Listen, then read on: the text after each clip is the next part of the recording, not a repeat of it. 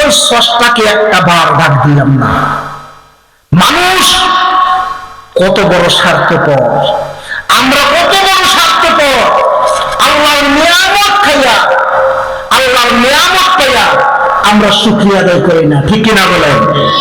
এত কিছু আল্লাহ নিয়ামত পৃথিবীর মধ্যে দিয়েছে মানুষের জন্য।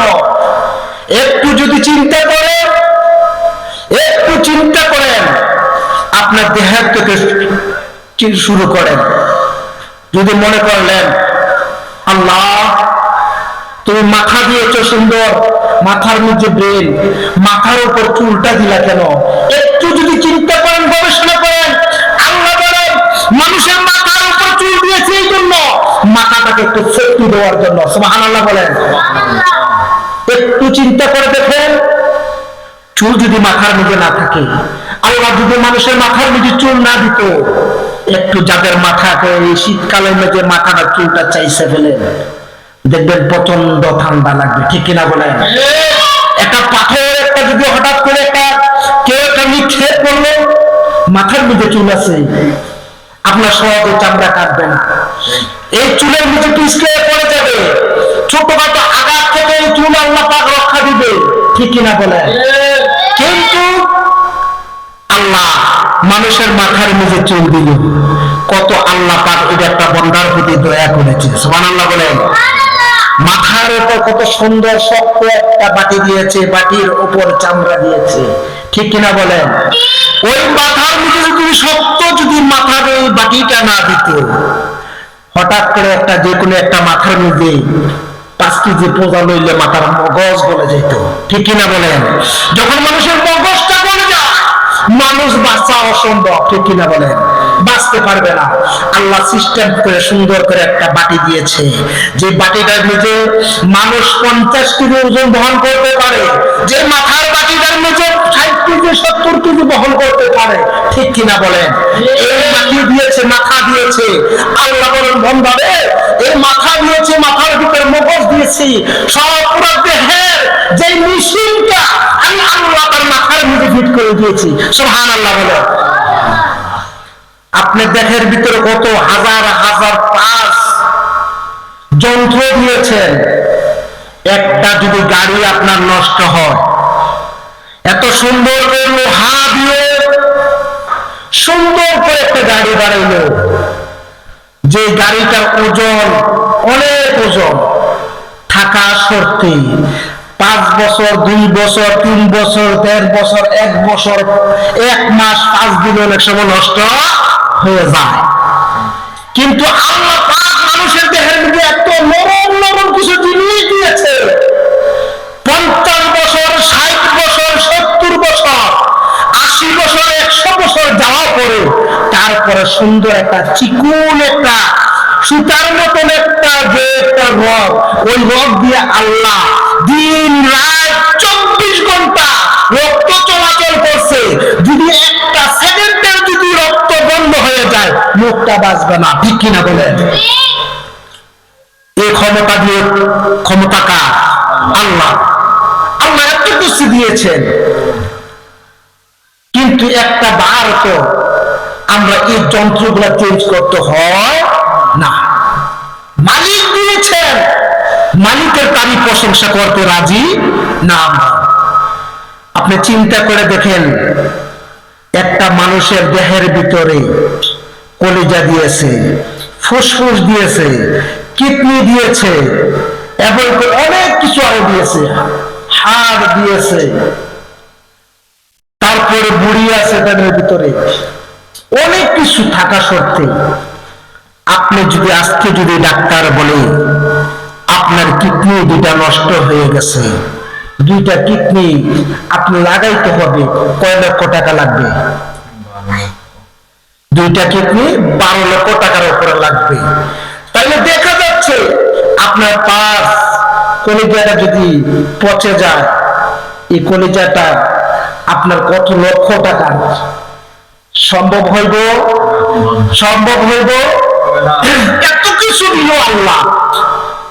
আল্লাহ বলে আমি মানুষকে বানাইছি একবারে নরম, মানুষ বড় দুর্বল, মানুষকে নুতফা থেকে সৃষ্টি, লুৎফা থেকে সৃষ্টি করেছেন মানুষ।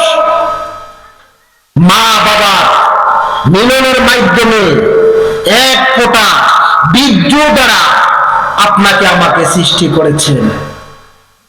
অনেকে কথায় কথায় বলে নাফাক পানি দিয়া, না না, লুৎফা কখনো নাফাক হতে পারে না। নাফাক বস্তু দিয়া মানুষ যদি বানায়, মানুষ কোনোদিন পবিত্র হতে পারে না।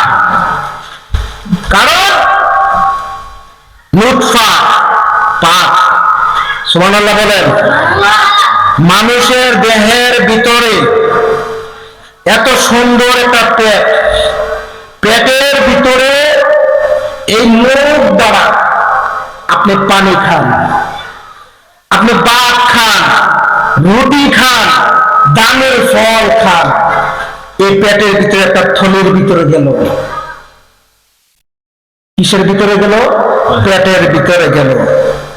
আপনার যদি হালাল বস্তু খেয়ে থাকেন, হালাল রিজিক এবং কি হালাল খাদ্য খেয়ে থাকেন, তাহলে আপনার পেটের ভিতরে যা আছে সবে পবিত্র। সুবহানাল্লাহ বলেন।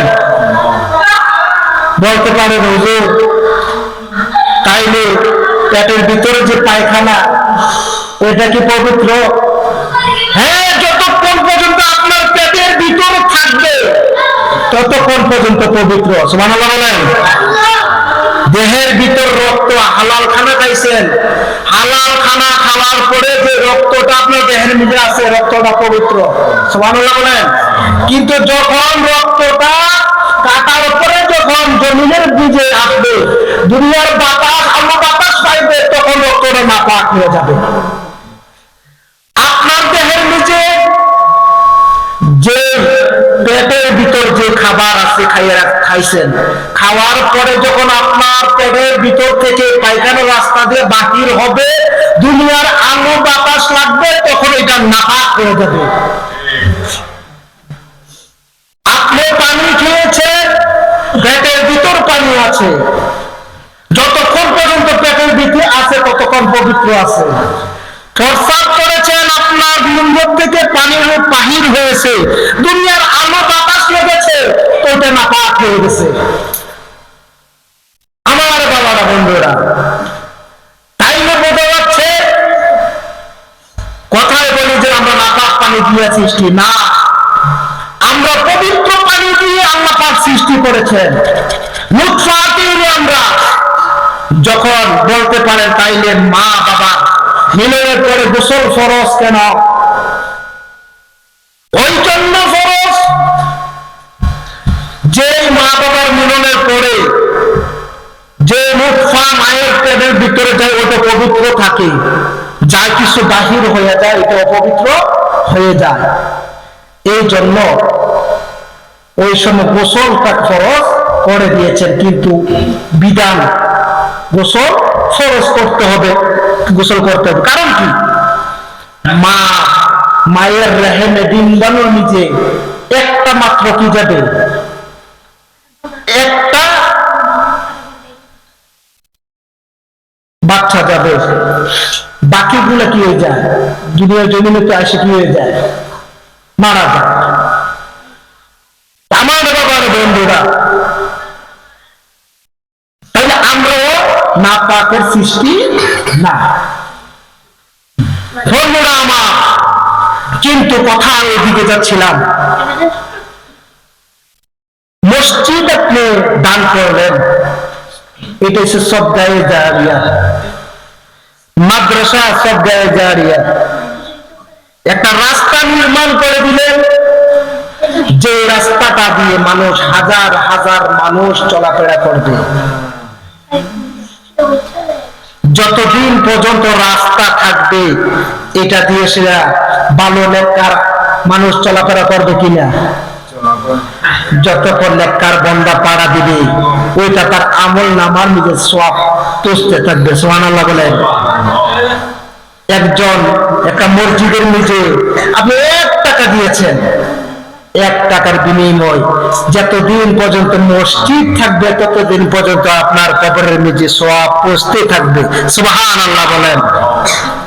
তাহলে এই জন্য দুনিয়াতে আপনি যতদিন আছেন ততদিন আপনি ভালো কাজ করে দেবেন, ঠিক কিনা বলেন? এই জন্য বলেছেন জিন্দেগি তোর যাইরে বাকি দিয়া রে সোনার জিন্দেগি তোর যাইরে ফাঁকি দিয়া, জিন্দেগি তোর যাইরে ফাঁকি দিয়া রে সোনার জিন্দেগি তোর যাইরে ফাঁকি দিয়া। ও আদম রে কামিনীর মনেতে কালবে মতি রহিলি সারা নিশি কাটাইলি তুই